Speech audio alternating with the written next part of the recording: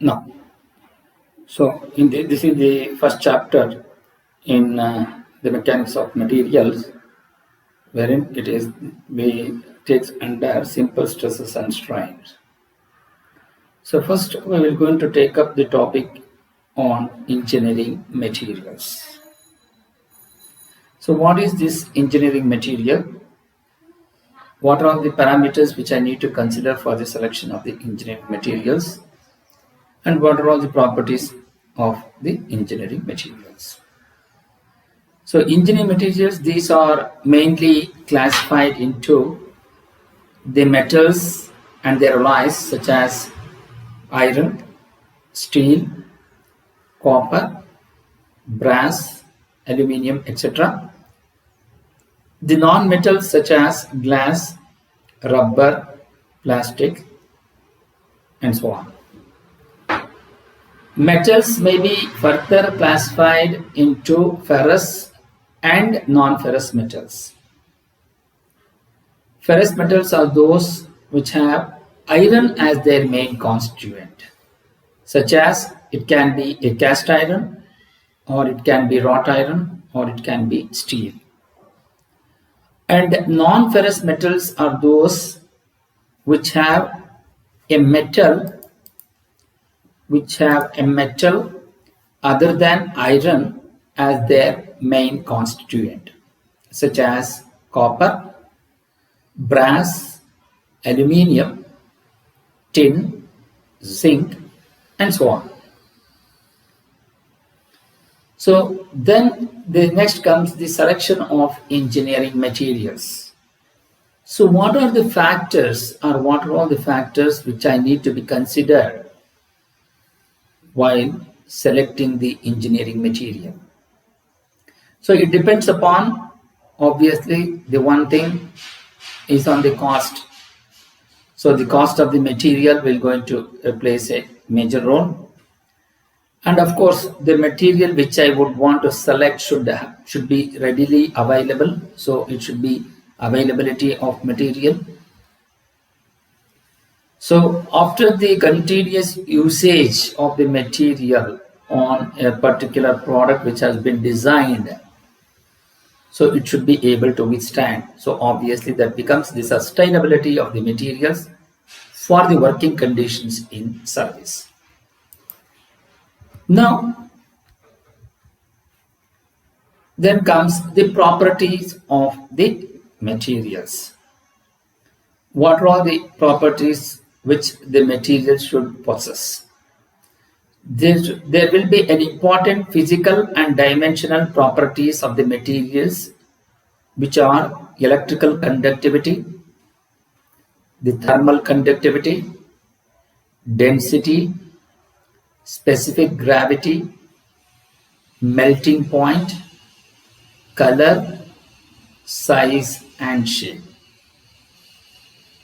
So the second point is the important chemical properties of the materials, which are composition of materials, structure, and corrosion resistance. The important mechanical properties of the materials are, it may be strength, elasticity, plasticity, ductility, brittleness, stiffness, resilience, toughness, malleability, and hardness. So let us take up the first property, or the mechanical property, which is elasticity. So as the name itself indicates, it is the property which has got elastic. That means it is the ability of the material to regain its original shape and size after the deformation when the external force are removed. So what does it mean? When the material is loaded, and the material is when the material has been loaded, then the material changes its shape because due to the load applied on the material. So that means the deformation will take place. So when the external forces are removed or when the load is removed from the material, then what happens? The material will going to regain its original shape. So that is the reason why it is called as elastic property. Steel is perfectly elastic within a certain elastic limit. Suppose if you are considering a particular material, when you applied a stress versus strain diagram, the nature of the curve, what it will going to take from here to here is the nature of the curve which will going to take from O to E, which is perfectly elastic, and after beyond that it becomes the plastic. That means it becomes a permanent deformation. So from this figure, the specimen is loaded only up to point A, well within the elastic limit E. When the load corresponding to the point A is gradually removed, the curve follows the same path AO and strain completely disappears. Such a behavior is known as elastic behavior. So that means when you apply a load on the material, the curve will going to take place, the shape which will going to take place in this between O to A, which is well within the elastic material, that is AO, up to the point A, well within the elastic limit E. Then the corresponding, when the load corresponding to the point A is gradually removed, so that means you are removing that, then the path will going to traces the same shape, same path will going to be taken back, so that the path traced by this is OA. The strain is completely, the strain is removed from the material or it disappears. Such a behavior is known as elastic. Then what is plasticity? The ability of the material to retain the deformation produced under the load on a permanent basis.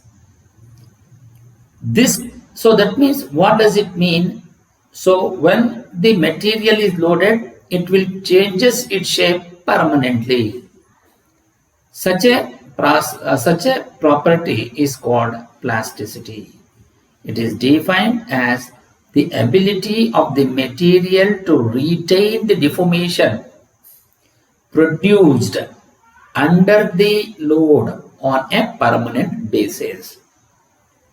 This property of the material is necessary for, where do we apply this?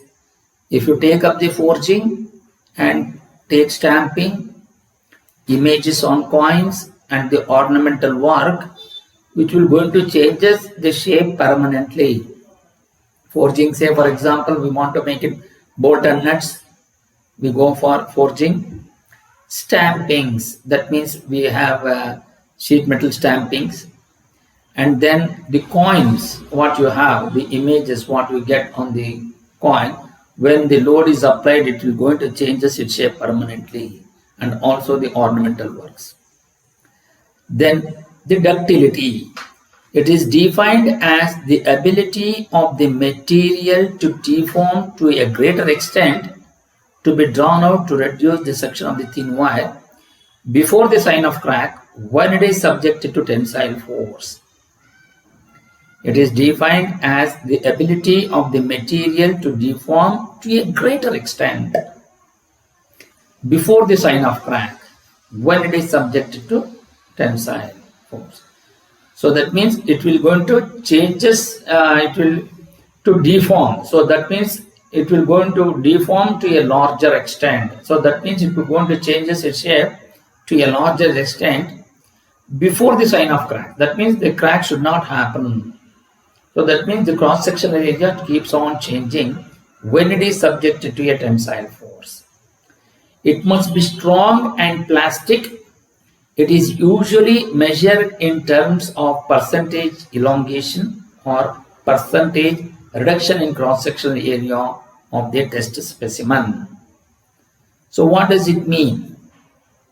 It is percentage of elongation, because when the load is applied at tensile, when the two, So naturally what happens? The cross-sectional area start decreasing because of the deformation to a greater extent. So once the length of the percentage of elongation takes place, that means the length changes or the length increases. What happens to the cross-sectional area? The cross-sectional area will going to be reduced. So there will be a reduction in cross-sectional area of the test specimen.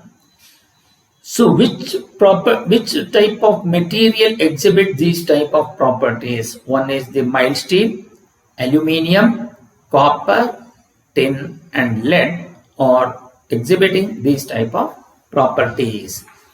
Next comes the brittleness. It is the property of the material which shows negligible plastic deformation before the fracture takes place. That means there will not be having much plastic deformation, but it directly applies with the fracture. Which are the materials which going to exhibit this type of brittleness?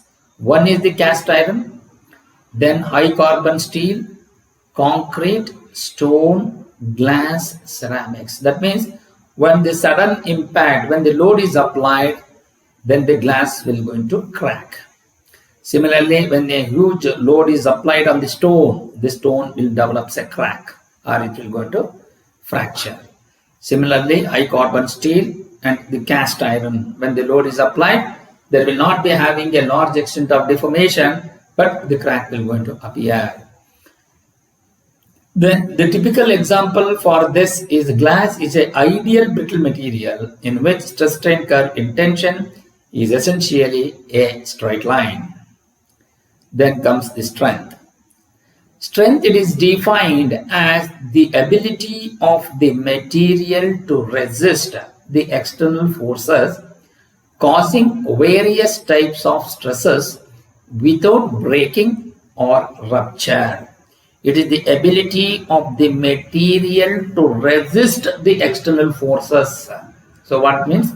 When the external forces have been applied, it will trying to resist the deformation. That means it will not allow to deform the material, causing various types of stresses without breaking or rupture. So since it resists the external forces, naturally the stresses, different types of stresses will going to be developed without breaking or rupture. Based on the type of stresses induced by external loads, strength is expressed as the tensile strength, compressive strength and the shear strength. When the two loads acting opposite to each other, then it becomes tensile strength.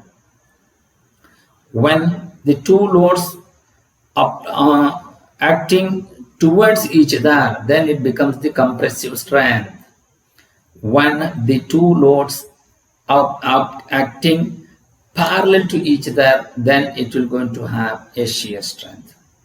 The load required to cause maximum stress divided by the cross-sectional area of the test specimen is termed as the ultimate strength of the material. So what is that? The ultimate strength before fracture, what it happens is the ultimate strength. So the maximum stress divided by the cross-sectional area of the test specimen is ultimate strength. Then comes with stiffness. Rigidity is defined as the ability of the material to resist deformation under the action of load or external load. Ability of the material to resist deformation under the action of external load is modulus of elasticity is the measure of stiffness. Resilience. It is defined as the ability of the material to absorb energy when deformed elastically and to release this energy when unloaded.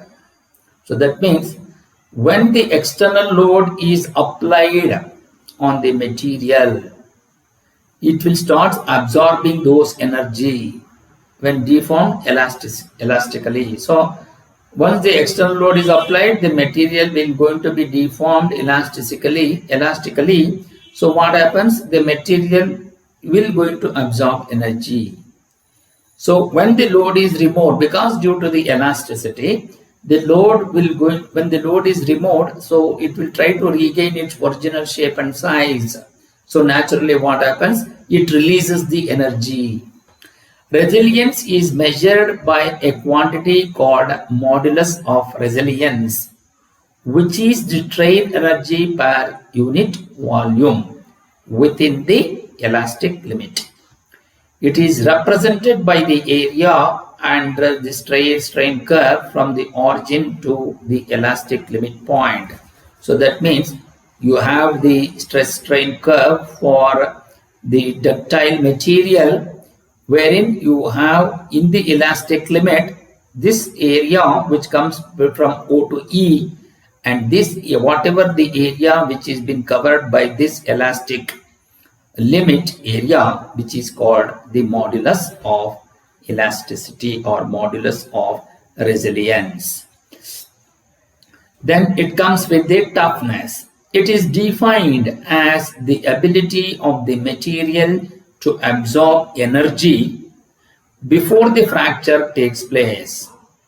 It is measured by a quantity called modulus of toughness, which is the energy required per unit volume of the material to cause rupture under the action of gradually increasing tensile load. So here, this is the area which you are considering for the toughness. So that means it is defined as the ability of the material to absorb energy before the fracture takes place. So that means, so from this point O, it goes up to this. This is the fractured point wherein the material will going to fracture. The energy which will going to be absorbed by the material before the fracture takes place. The fracture takes place at this point. So this is what the modulus of toughness. So before the fracture takes place, it is measured by a quantity called modulus of toughness, which is the energy required per unit volume of the material to cause rupture under the action of gradually increasing tensile load. So this is the modulus of toughness. Now comes with the malleability. It is defined as the ability of a material to deform to a greater extent before the sign of crack when it is subjected to compressive force. So when the compressive load is applied, then it becomes the malleability, wherein to deform to the greater extent before the sign of crack. This property permits the material to be extended in all directions without rupture. So like rolled or hammered into thin sheets. This property is utilized in forging or hot rolling. So the rolling is the one which is used to develop into a forms of sheets, and whereas the forging is used for rolled, that is hammer rolling, that is the forging which will going to be takes place. The most commonly used material are lead, soft steel, wrought iron, copper, and aluminium. Then the hardness, it is defined as the resistance of the material to penetration or permanent deformation. It embraces many different properties such as resistance to wear, scratching, deformation, machinability, etc. As the hardness increases, the strength also increases. Test of hardness may be classified into scratch test and indentation test. Scratch test consists of pressing a loaded diamond into the surface of the specimen and pulling the diamond so as to make a scratch. So indentation test consists of pressing a body of standard shape into the surface of the test specimen. So we have the Brinell hardness test, the Rockwell hardness test, and Bicker hardness test. And the last one is the creep. Whenever a member or a part of a machine subjected to a constant stress at high temperature for a longer period of time, it will undergo a slow and permanent deformation called creep. Whenever a member or a part of the machine subjected to a constant stress at high temperature for a longer period of time, it will undergo slow and permanent deformation called creep. Constant stress at high temperature for a longer period of time. So which are those types of wherein you are going to have a thermal contact, high temperature, which is obviously in IC engines, and then in the boilers and also in steam turbines. So these are all the properties of the selection of the material, the properties of the material of the simple stresses and strains. Thank you very much.